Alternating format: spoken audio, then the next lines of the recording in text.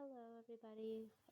We decided to do our project on religion in Pakistan, but since there's so many directions that could have gone with, I decided to do my own personal research on specifically on how women fit into politics through a religious point of view. I started my research in on the oppression the Pakistani women face through their religion because I find it important to know how the effects that has already had on the people throughout the years of the country. I find it interesting that it's not only Pakistanis that have a certain view on their women, but how other countries as well will comment on the circumstances and situations that they have observed. For example, we as Americans often think that anything different is bad, and that is no different for us when and how we view Pakistan. So I tried to keep an open mind during my research. Firstly, I think it's important to go over a bit of background and talk about how Pakistan will treat the women. The Pakistani people see the Pakistani people vary from their treatment on women.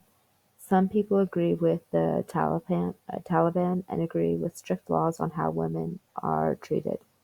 Laws where women cannot go outside without a male relative or etc.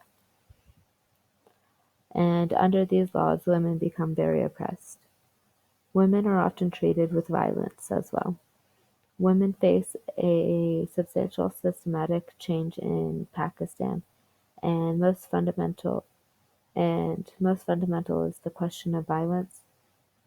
One key problem is that there's a very fragmented legal work for violence against women. Moreover, there is no proper mechanism uh, on the ground for proper enforcements.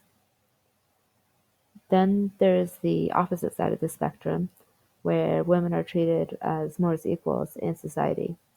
A quote that I found from Aya Malala that talks about her father and her mother and their relationship together reads, "He even asked his wife," and this shows how much Malala's father respected and appreciated his wife and treated her more as an equal. In politics, women in Pakistan don't often fit in. They don't play very many roles in the political offices. There have been outliers, as there always will be, that have broken the norms of society. One person that comes to mind is the old Prime Minister Benazir Bhutto. She was Prime Minister twice in her lifetime and helped inspire so many people for change. Since then, more women have been trying to join the political workforce. Of course, the government is not perfect because there still is struggles. Now there is legally a specific ratio of women that have to work in politics. The presence of women in Pakistani politics is guaranteed in the constitution by a quota system that reserves certain seats for females. Over the years, this system has expanded largely due to the efforts of women activists. At present, 60 out of 342 seats in the National Assembly are reserved for women. This is a great start for the women there, but it still is not perfect. A quote from Role of Civil Society in Empowering Pakistani Women reads, "Civil society in Pakistan has been playing the role in social, economic, and political empowerment of women. Unfortunately, despite to the emergence of vibrant print/electronic media, widespread network of women-related non-government organizations, and the focus of political parties on women-related issues, a large segment of female population is still struggling hard for the equal status. Even though there is a mandatory amount of women that have to participate, they are still not treated as equals in the workplace.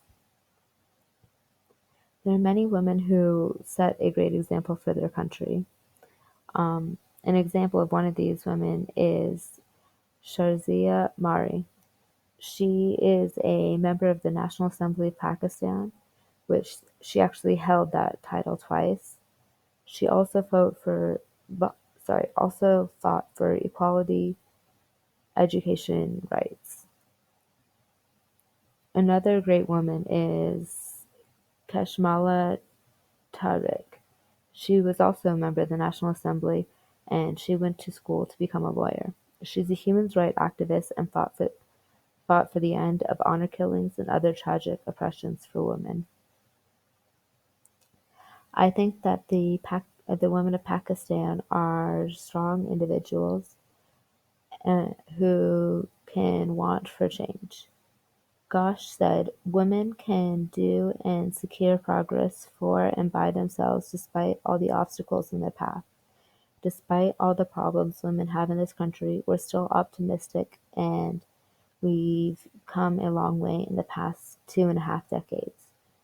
Women in Pakistan are demanding change and challenging their political, social, and religious institutions. Women from all religions suffer from similar problems. But I think that for this change to work, it has to be both men and women working towards a new way of life. I truly believe that if everyone works together on these types of issues, then so much progress would be made for a better Pakistan. Thank you.